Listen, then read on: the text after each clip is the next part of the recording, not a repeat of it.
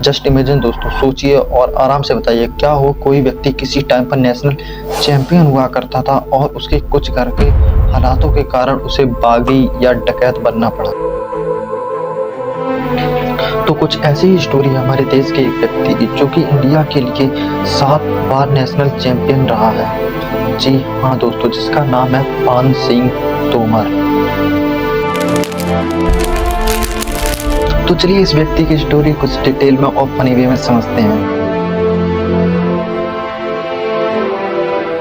तो मेरा नाम है अनुज और आप देख रहे हैं अनुज बाय 444 चैनल को।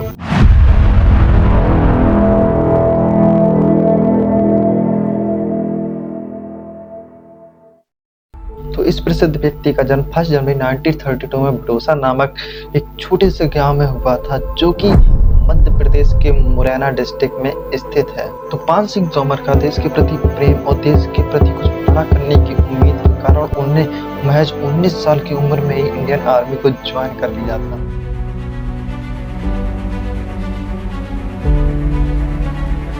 तो किस्मत का खेल देखिए दोस्तों, ये इंडियन आर्मी में तो थे, बल्कि ये इंडियन आर्मी के साथ साथ ये बहुत अच्छे रेसर भी थे।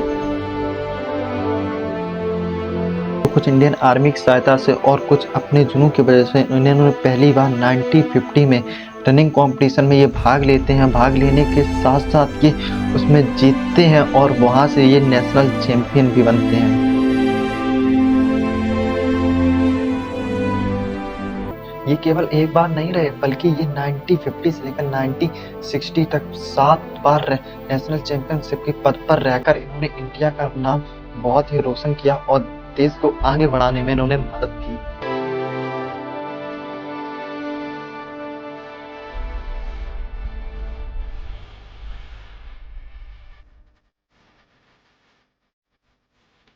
तो काफी समय तक इन्होंने इंडियन आर्मी के लिए गोल्ड मेडल जीते और देश का नाम यहाँ से यहाँ तक पहुँचाया, जिससे कि देश को बहुत ही गर्व महसूस हुआ। परंतु इन्होंने एक समय के बाद इन्होंने सोचा कि इंडियन आर्मी से हम रिटायरमेंट लेकर अपने गांव में जाकर खेती बाड़ी करने का सोचते हैं।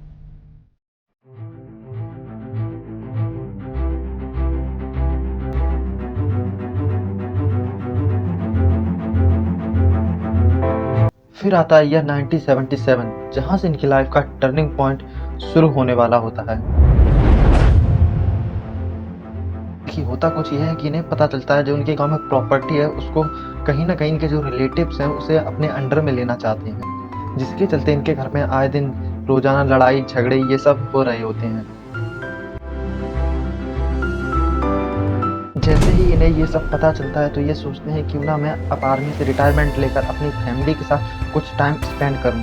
फिर कुछ समय बाद इंडियन आर्मी से रिटायरमेंट लेकर अपने गांव चले जाते हैं और वहाँ पर रहने लगते हैं। देखिए अभी भी जो उनकी ज़मीन का जो कुछ हिस्सा होता है वो उनके परिवार वाले अपना कंट्रोल में किए हुए होते हैं, और जब भी पान सिंह तोमर उनके पास जाकर अपनी ज़मीन मांगते हैं तो उनके जो परिवार वाले होते हैं उन्हें पीट कर मार कर और उन्हें वहाँ से भगा देते हैं, लेकिन वो जो ज़मीन का जो कब्जा था वो अभी भी नहीं छोड़ते हैं। इसके चलते पान सिंह तोमर अपने पास ही के पुलिस स्टेशन में जाकर रिपोर्ट करते हैं, लेकिन वहाँ पर भी उनकी बात नहीं सुनी जाती, क्योंकि जो उनके जो परिवार वाले होते हैं वो कहीं ना कहीं उनसे पावरफुल होते हैं और वहाँ पर उन्हीं की बात सुनी जाती है, लेकिन इनकी बात नहीं सुनी जाती है। इसमें एक बार नहीं कई बार जाते हैं और वहाँ पे ये कहते भी हैं कि मैं इंडियन आर्मी का एक सोल्जर हूँ, यहाँ तक कि मैं एक एथलीट भी 7 बार रह चुका हूँ, लेकिन उनकी वहाँ पर कोई बात नहीं सुनी जाती। और वहाँ पे ये कह दिया जाता है कि तुम होगे अपने लिए, लेकिन तुम हमारे लिए एक नॉर्मल इंसान हो, और उनकी कोई हेल्प नहीं की जाती और ये वापस चले आते हैं। कुछ समय बाद इनके घर पे फिर से झगड़ा होता है। जो इनका जो भतीजा जो होता है वो इनकी जो मदर थी उनको बहुत ही ज़्यादा पीटता है, जिसके चलते उनकी जो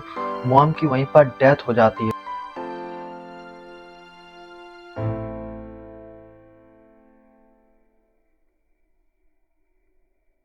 जिसके चलते पान सिंह तोमर अपने गांव के पास वाले लोकल पुलिस स्टेशन में जाते हैं और रिपोर्ट लिखवाते हैं, लेकिन एक बार फिर से उन्हें दोषी ठहरा दिया जाता है और कहा जाता है कि तुमने ही अपनी मॉम की डेथ की है, और उन्हें आरोपी घोषित कर दिया जाता है और उनकी कोई बात नहीं सुनी जाती है।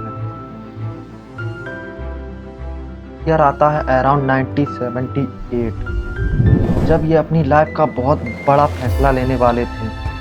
ये काफ़ी परेशानी और दिक्कत सहने के बाद ये सोचते हैं क्यों ना मैं डकैत के गैंग को ज्वाइन कर लूं। तो फिर क्या ये अपनी मॉम का बदला लेने के लिए डकैतों के एक ग्रुप को ज्वाइन कर लेते हैं, वहां से वो खुद भी डकैत बन जाते हैं। धीरे धीरे चुन चुनकर अपनी मॉम की मौत का बदला लेते हैं और आगे चल के ये चंबल के प्रसिद्ध डाकू बन जाते हैं।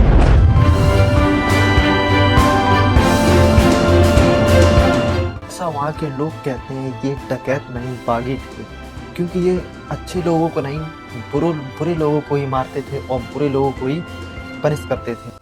आखिर कोई व्यक्ति डकैत बनकर कब तक ही जीवित रह सकता है। ऐसे ही ईयर आता है 1 अक्टूबर 1981, जब ये पुलिस के हाथों इनकाउंटर में मारे जाते हैं और यहीं से पान सिंह तोमर की कहानी का दी एंड होता है।